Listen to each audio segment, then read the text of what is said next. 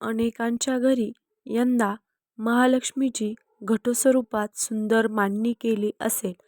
वैभव लक्ष्मीची मनोभावे पूजा केली असेल. पण हे व्रत केवळ पूजा मांडणी करूनच किंवा पूजा करून पूर्ण होत नाही, तर त्याचे उद्यापन करण्याची देखील एक विशिष्ट पद्धत आहे. हे उद्यापन कधी करायचं, चौथ्या की पाचव्या गुरुवारी, असे अनेक प्रश्न तुमच्या मनात निर्माण झाले असतील. तर आज आपण ह्या सर्व प्रश्नांची सविस्तर उत्तरे चला जाणून घेऊया. मार्गशीर्ष महिन्यात भगवान श्रीहरी विष्णू आणि माता लक्ष्मीची आराधना करणे अत्यंत शुभ मानले जाते.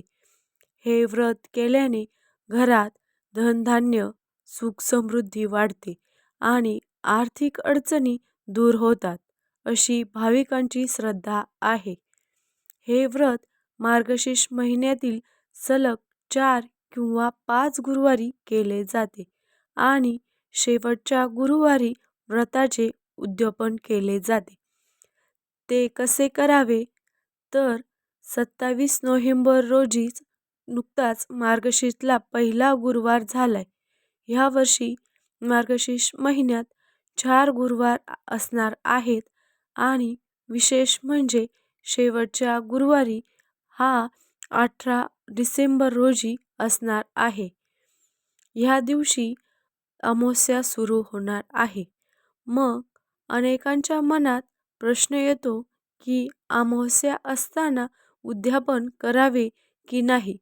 ज्योतिष सांगतात की अमावास्या असली तरी गुरुवारी महालक्ष्मीचं व्रत करायचं आणि उद्यापनही करायचं.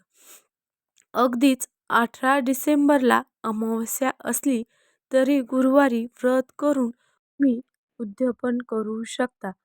आता काही जणांना असा प्रश्न निर्माण होतो की अमावास्या असल्यावर उद्यापन कसे करावे. तर तसेच काही जणांना काही कारणामुळे त्यांना सर्व गुरुवार व्रत करणे शक्य नसते. कोणाला गावी जायचं असतं, तर कोणाला इतर अडचणी असतात. अशा परिस्थितीत उद्यापन कधी करावे? तर तुम्ही 2 गुरुवार झाले की तिसऱ्या गुरुवारी उद्यापन करू शकता किंवा 3 गुरुवार झाले की चौथ्या गुरुवारी देखील तुम्ही व्रताचे उद्यापन करू शकता. ज्यांना अगदी शक्यच नसेल किंवा कलश स्थापना करण्याची खूप इच्छा असेल, अशांनी फक्त कोणत्याही एका मार्गशीर्ष गुरुवारी या व्रताची मांडणी करावी आणि विधिवत पूजा करून उद्यापन करावे. काही सर्व मार्गशीर्ष गुरुवार उपवास करतात आणि नित्यपूजा करतात. ह्यामुळे देखील पूजेचे पूर्ण फळ प्राप्त होते. पण एक गोष्ट लक्षात ठेवावी की जर तुम्ही तिसऱ्या किंवा चौथ्या गुरुवारी उद्यापन करणार असाल, तर उद्यापन विधी व्यवस्थित पार पाडावा आणि त्यानंतरच मार्गशीर्ष गुरुवारचे उपवास मात्र आवर्जून करावेत. उद्यापन झाले म्हणून उपवास सोडून चालणार नाही. अगदी शक्य नसेल तर देवाला प्रार्थना करून उपवास ठेवू नये. मात्र ह्या दिवशी मांसाहार करू नये. 18 डिसेंबर रोजी उत्तर रात्र 4:59 अमावास्या सुरू होणार आहे आणि 20 डिसेंबर रोजी सकाळी 7:12 ही अमावास्या तिथी संपेल. आता 18 डिसेंबर रोजी अमावास्या असली तरी हा दिवस संपूर्ण मार्गशीर्ष महिन्यातच येत असल्याने उद्यापन करण्यास काहीच हरकत नाही, असे सांगण्यात येते. जेव्हा आपण देवी लक्ष्मीची दिवाळीला पूजा करतो, तेव्हा सुद्धा अमावास्याच असते. त्यामुळे त्यात काही शंका मनात ठेवू नये. तुम्ही संभ्रमात असाल की उद्यापन अमावास्येनंतर करावे की आधी, तर त्या दिवशी तुम्ही अमावास्या लागण्याआधी उद्यापन करून रात्री उपवास सोडू शकता किंवा अमावास्यानंतर पूजा करून उद्यापन करण्यासही काही हरकत नाही.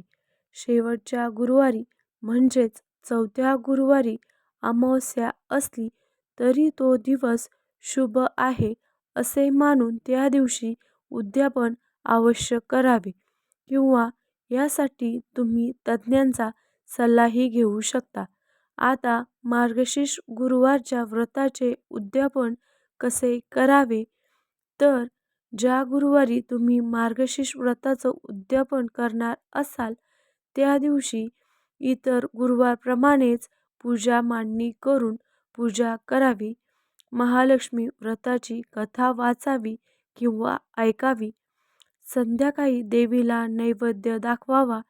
संध्याकाळी सुहासिनींना हळदी-कुंकवासाठी आमंत्रित करावे. आपल्या घरी शक्य होतील तेवढ्या कुमारिका किंवा सुहासिनी बोलवाव्या. त्यांची ओटी भरावी. त्यांचा मानसन्मान करावा. त्यांना हळदी-कुंकू लावावं. देवी लक्ष्मीचे स्वरूप समजून त्यांची पूजा करावी. जर पुरुष हे महालक्ष्मीचं व्रत करत असतील तर आपल्या घरातील कुलस्त्रीकडून अशा प्रकारे सुहासिनींचा मानसन्मान करू शकता.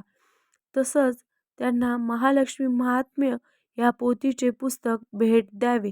आता महालक्ष्मीचे गुरुवार येत असतानाच मध्ये गुरुचरित्र पारायण किंवा दुसऱ्या कुठल्याही गुरुवारचं स्वामी समर्थांचे व्रत असू शकते. 11 गुरुवार सोबतच हे आलं तरी अशाच पद्धतीने हीच पूजा मांडणी आपल्याला करायची आहे.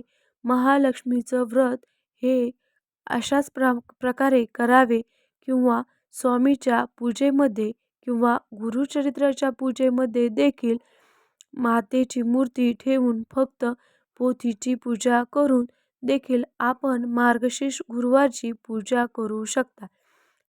आपण मार्गशीर्ष गुरुवारची पूजा करू शकता.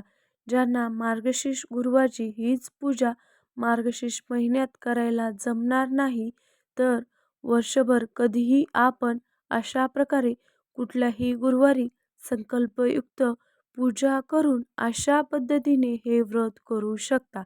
आता उद्यापनानंतरचं विधी आणि साहित्य विसर्जन बघूया.